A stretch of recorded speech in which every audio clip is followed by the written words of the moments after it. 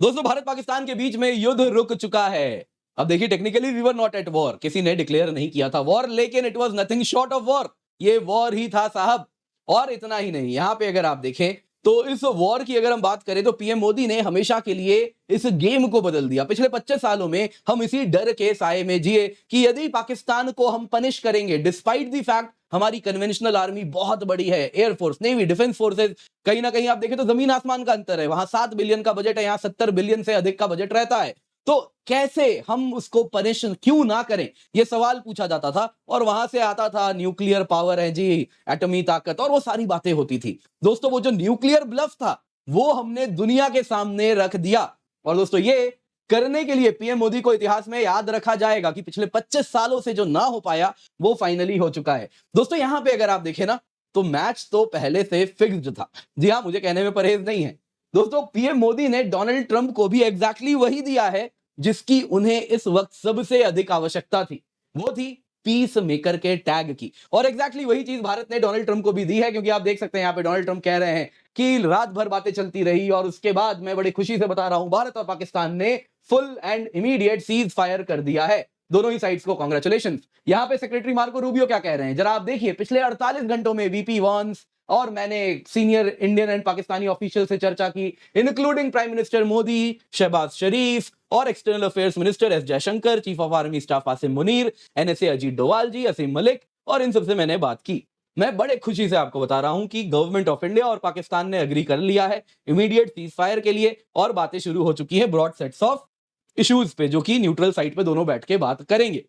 आगे जरा सुनिए, हम प्राइम मिनिस्टर मोदी को और शहबाज शरीफ को कमेंट करते हैं विजडम के लिए, प्रूडेंस के लिए, स्टेट्समैनशिप के लिए, पाथ ऑफ पीस को चुनने के लिए। ये जो पार्ट है ना दोस्तों, ये अन्य लोगों को मैसेज दिया जा रहा है। वैसे ही आप यहां पे देख रहे हैं ना, full and immediate cease fire, और उसके बाद कहते हैं common sense and great intelligence, ये बाकी लोगों को मैसेज दिया जा रहा है। यहां पे पीएम मोदी ने जानबूझ के डोनाल्ड ट्रंप से कहा कि आप बोलिए सीज फायर का जब आपको अनाउंस करना है। कारण है उनको भी कोई चीज है जो दुनिया को दिखानी है, अपने वोटर्स को दिखानी है, जो वो यहां से दिखा रहे हैं। आपको याद होगा वो किस बेसिस पे चुनाव जीते थे।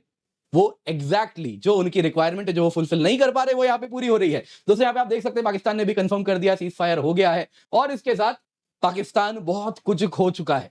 जी हाँ, अगर आप देखें तो जैसे ऑपरेशन सिंदूर हुआ तो उसमें तो अंदर घुस के हमने मारा ही था। आपको याद होगा मुजफ्फराबाद, कोटली, गुलपुर, जो कि पीओके में, हमारे इलाके में पहले तो पीओजेके में हमने घुस के मारा, उसके बाद बहावलपुर आप देख सकते हैं कहां पे है, वहां पर मारा। और उसके बाद जो आतंकवादियों की लाइन लगी, जो वीआईपी फोटोशूट हुआ आतंकवादियों का आर्मी के साथ, पुलिस के साथ, वो दुनिया में पाकिस्तान को एक्सपोज कर दिया पहले।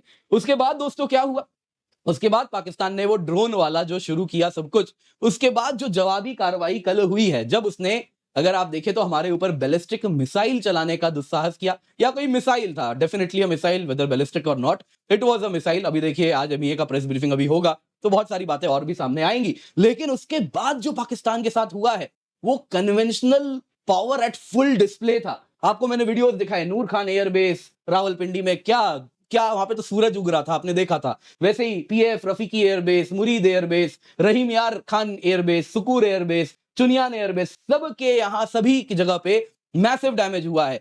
पाकिस्तान के क्रिटिकल एसेट्स डैमेज किए, क्या उसके ड्रोन्स, अकिंची ड्रोन से लेके जो ड्रोन हब था पूरा वो उड़ा है। वैसे ही आप देखें तो नूर खान एयरबेस में जो रिफ्यूलर था वो उड़ा है, ऑयल डिपोज उड़ा दिए। वैसे ही आप देखें तो यहाँ पे बाकी जगह पे जो उसके लंबे रनवे जहां से JF-17 वगैरह उड़ते हैं वो सब उड़ा दिए। और उसके बाद ये कंटिन्यूअस एस्केलेशन बढ़ता गया और फाइनली पाकिस्तान ने क्या किया, उसके अटैक भारत में हमारे anti air missile defence systems को पार ही नहीं कर पाए। क्या आकाश, क्या बराक, एक एक करके उनके सारे मिसाइल्स को गिराते गए।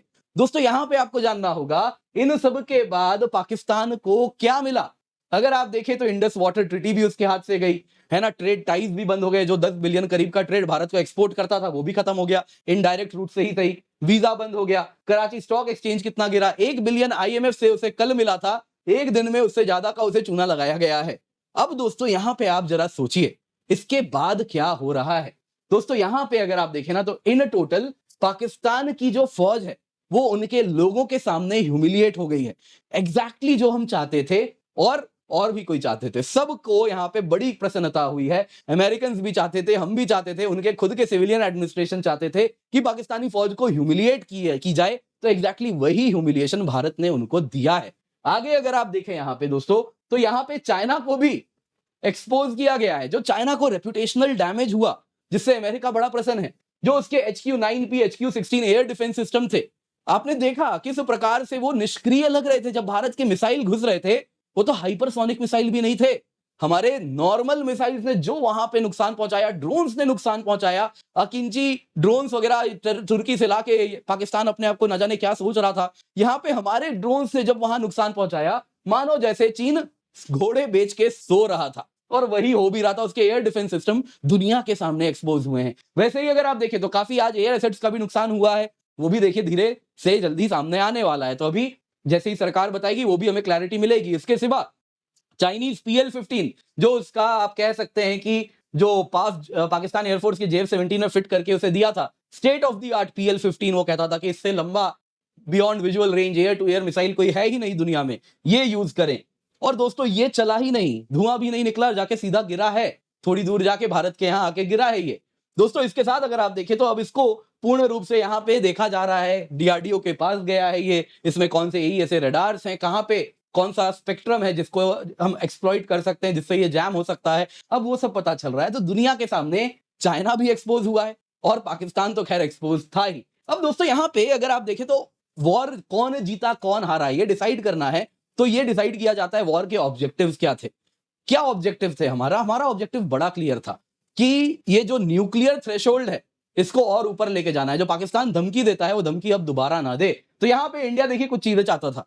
पहला, पाकिस्तान आर्मी को एक्सपोज करना उनके लोगों के सामने कि वो कन्वेंशनली बहुत वीक है, नंबर 1, जो कि हमने बड़े ही सक्सेसफुली किया है, इसमें कोई दो मत नहीं है। दूसरा, न्यूक्लियर थ्रेट्स और कुछ नहीं है, केवल और केवल ब्लफ है। हमें मालूम है पाकिस्तान का न्यूक्लियर थ्रेशोल्ड क्या है, हमें कहां तक ऑपरेट करना है हम उसी में करेंगे, और वी विल सक्सेसफुली कहीं ना कहीं डू ऑल द डैमेज जो हमने किया यहाँ पे, वी डिड दैट। वैसा ही एग्जैक्टली हुआ भी यहाँ पे। यहाँ पे अगर आप देखें तो अब देखिए दोस्तों रास्ता खुला है, फ्यूचर में भी ऐसे स्ट्राइक्स होंगे। अब पाकिस्तान नहीं बोल सकता न्यूक्लियर बम चलेगा। आपको याद होगा फर्स्ट टाइम हमने क्या किया था, सर्जिकल स्ट्राइक थल सेना के द्वारा। फिर क्या किया, एक लेवल ऊपर लेके गए, एयरफोर्स से बालाकोट एयर स्ट्राइक। इस बार क्या किया, दोनों का यूज हुआ, और मल्टीपल कहीं ना कहीं ये कोई रूल्स थे ना दुनिया के कि LOC में अटैक होता है, कुछ भी हो, टेरर अटैक हो, कुछ भी हो, केवल आप LOC में गोला चलाएंगे, गोली चलाएंगे, यही कर सकते हैं, इंटरनेशनल बॉर्डर को नहीं छू सकते। तो इंडिया ने वो सब हटा दिया, इंटरनेशनल बॉर्डर से घुस रहे हैं, मिसाइल जा रही है, ड्रोन जा रहा है, सब कुछ जा रहा है, भयानक नुकसान हो रहा है। तो भारत ने ये जो ग्लोबल रूल बना रखा था इन लोगों ने कि ये रूल है, और ग्लोबली सब बोलते थे जितने भी थिंक टैंक वाले हैं यही है, भारत ऐसे ही रिस्पॉन्ड करेगा, यानी बड़ा प्रेडिक्टेबल हमें बना दिया था। तो पाकिस्तान उसी प्रेडिक्टेबल गेम थ्योरी के हिसाब से रिस्पॉन्स करता था वो। तो हमने सब कुछ उठा के यहां पर फेंक दिया है। यहां पे दोस्तों अब एक चीज क्लियर हो गई है कि दोबारा कुछ होगा तो भारत वही कार्रवाई करेगा। और क्या पाकिस्तान की फौज तैयार है खुद को इस प्रकार से ह्यूमिलिएट करवाने के लिए? तो उनके लिए अब गेम में स्टेक्स बढ़ा दिए हैं, आपके ऊपर अब बहुत बड़े डैमेजेस होने वाले हैं। तुम एक मारोगे, यहां 10 मर रहे हैं तुम्हारे, तो क्या तुम तैयार हो? दोस्तों यहां मत भूलिए, पाकिस्तान को कोई फर्क नहीं पड़ता, उनके जो देसी लोकल मदरसा जो उसने बना रखे हैं उसमें गरीब के बच्चे आते हैं, उसको आतंकी बना के वो भारत भेजता है, वो कितने भी मार दो कोई फर्क नहीं पड़ता। लेकिन जब पाकिस्तान का फौजी और वो भी अफसर जब मरता है तब पाकिस्तान रोता है। और एग्जैक्टली पाकिस्तान क्या, पाकिस्तान की फौज रोती है। तो वो चीज हमने देखा, पाकिस्तान के लोगों में वो डर देखा कि पाकिस्तान की फौज कैसे असहाय होकर घर बैठी हुई है और ऊपर से गोले गिर रहे हैं। वो जो असहाय था वो पाकिस्तान की फौज को आने वाले कई सालों तक एक डर के साए में रखेगा। दोस्तों एसिमेट्रिक पावर है इंडिया और पाकिस्तान के बीच में, ये जो एसिमेट्रिक बैलेंस है वो हमने इस्टेब्लिश कर दिया। ये दोस्तों सारे ऑब्जेक्टिव्स जो हो सकते हैं हमने वो अचीव किए। POK लेना ये कभी भी ऑब्जेक्टिव था ही नहीं, ऑब्जेक्टिव बड़ा क्लियर था, पाकिस्तान को पनिश करना, और एग्जैक्टली वही लिया है। तो यहां पे कई लोग आएंगे POK, वो देखिए वो रिटोरिक्स थे, वो क्या है, देखिए धीरे धीरे एस्केलेशन हो रहा है। अब क्या हो रहा है, हमने थ्रेशोल्ड यहां पे लाके तय कर दिया है। अगली बार सलामी स्लाइसिंग भी आप देख सकते हैं कि कहीं कहीं से हम POK लेना काटना शुरू करेंगे, हाजी पीर पास लेंगे, बड़ा ही स्ट्रेटेजिक है, फिर आगे बढ़ के और कुछ लेंगे, फिर आगे बढ़ के और कुछ लेंगे। तो इस प्रकार से कहीं ना कहीं वो रास्ता खोल दिया है। दोस्तों ये इसीलिए अपने आप में एक बहुत बड़ा अचीवमेंट है। यहां पे दोस्तों भारत और USA का भी खेला था। USA स्टार्टिंग में क्या कह रहा था, पीस ले आओ, पीस ले आओ। फिर JD वांस का इंटरव्यू आता है, दोनों न्यूक्लियर पावर हैं, है ना, पाकिस्तान को बोला मत करो मत करो मत करो, और ये सारी बातें प्यारी प्यारी चलती रही। फिर जब चीजें एग्जैक्टली हीटअप होने वाली थी, इंडिया करने वाला है उसके एक दिन पहले JD वांस क्या कह रहे हैं, हमें कोई फर्क नहीं पड़ता, जिसको लड़ना है लड़े, है ना, यही कहा नन ऑफ आवर बिजनेस, कि हम पाकिस्तान को कहीं से भी उसके लिए भारत पे दबाव नहीं बनाएंगे। फिर क्या हुआ, इंडिया ने अच्छे से पाकिस्तान को मैसेज दिया, चाइनीज इक्विपमेंट्स एक्सपोज किए और पाकिस्तान को सबक सिखा दिया। उसके बाद यूएस आया और कहा चलो अब हो गया, सबक सिखा दिया, अब यहां रोक लेते हैं। हमने भी कहा हमारे ऑब्जेक्टिव्स अचीव हो गए, अब सीज फायर डिक्लेयर कर सकते हैं। तो हमने भी यहां पे ट्रंप को भी एग्जैक्टली वही दे दिया कि चलो आप भी दुनिया में जो चाहते हो, अपने वोटर को बताना चाहते हैं आप कि आप पीस मेकर है, जो कि अब तक फेल हो रहा था, फिर वो इजराइल में हो, रशिया में हो, वो चीज हमने ट्रंप को दे दिया कि अपने वोटर को आप जाके बोले देखिए मैंने पीस कराया, हाँ मैंने पीस कराया इंडिया पाकिस्तान के बीच में, अब आप ये बोलिए। और रशिया यूक्रेन को भी बोलिए, उनके लिए भी प्रेसिडेंट खोल दिया है हमने, रख दिया है हमने। और साथ साथ इजराइल और हमास वाला जो इशू है उसके लिए भी यहाँ पे सेम प्रेसिडेंट रख दिया। दोस्तों यहाँ पे पाकिस्तान भी जीता है, जी हाँ दोस्तों, पाकिस्तान भी जीता है। अब मैं वो वोक वाला शब्दों में नहीं कह रहा कि है ना पीस हो गया, सब जीत गए, पाकिस्तान जीत गया, भारत जीत गया, कतई नहीं।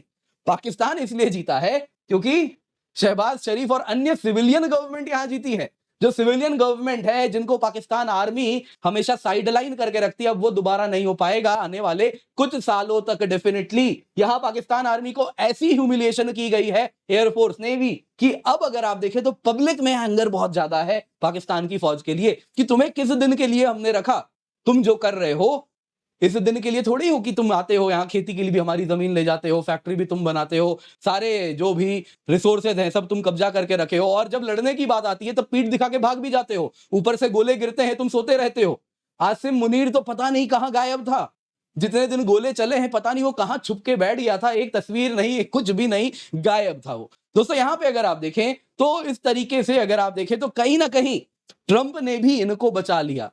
जिस प्रकार से भारत एस्केलेट कर दिया था, नेवी तो अभी पिक्चर में ढंग से आई भी नहीं थी, अगर नेवी भी पिक्चर में आ जाती तो Pakistan would have been bombed to stone age. जी हां, स्टोन एज तक पहुंचा दिया जाता इनको। इस प्रकार से यहां पे युद्ध चल रहा था, डेफिनेटली न्यूक्लियर थ्रेशोल्ड यहां पे था।